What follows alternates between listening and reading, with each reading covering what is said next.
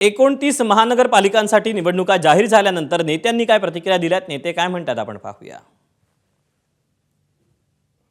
प्रचंड घोळ हा मतदार यादीमध्ये आहे।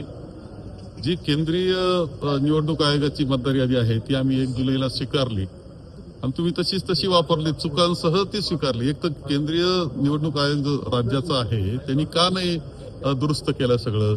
तक्रारी तर आम्ही विधानसभेच्या वेळेसच केल्या, तर काय त्यात घोटाळा आहे म्हणून, परंतु पुन्हा 1 जुलैला देणं हे सुद्धा तितकंच 1 जुलैची यादी पुन्हा तशीच ऍक्सेप्ट करणं आणि त्यावर निवडणुका घेणं हे काही निकोप लोकशाहीचं लक्षण नाही।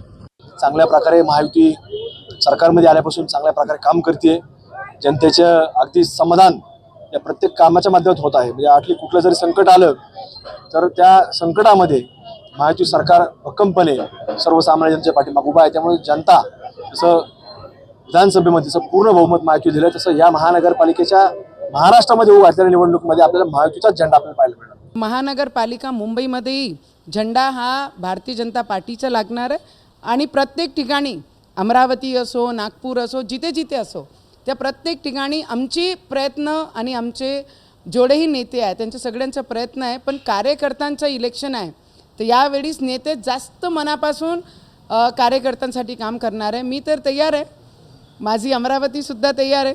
मागच्या वेळी 45 पेक्षा जास्त कॉर्पोरेटर्स अमरावतीमध्ये भारतीय जनता पार्टीचे होते। यावेळीस आम्ही जास्त आणण्याचा प्रयत्न करणार। आमचा टार्गेट आहे की आम्ही 70 पार झालो पाहिजे यावेळी। मोठ्या प्रमाणात कार्यकर्ते जे अनेक वर्षापासून निवडणुकीची वाट पाहत आहेत त्यांना खऱ्या अर्थाने लोकशाहीच्या माध्यमातून न्याय मिळणार। महाराष्ट्र सरकार गेले अनेक वर्ष निवडणूक न घेऊ शकल्यामुळे जिल्हा परिषद असेल, नगर परिषद असेल किंवा महानगरपालिका असेल यांच्यात त्यांचा डायरेक्ट कारभार होता। मोठ्या प्रमाणात त्या ठिकाणी वेगळ्या पद्धतीचं काम झालं, परंतु आता जनतेचे प्रतिनिधी जनतेचे प्रश्न मांडण्यासाठी सज्ज होणार।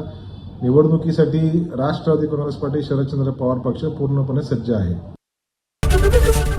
एबीपी माझा, उघडा डोळे बघा नीट।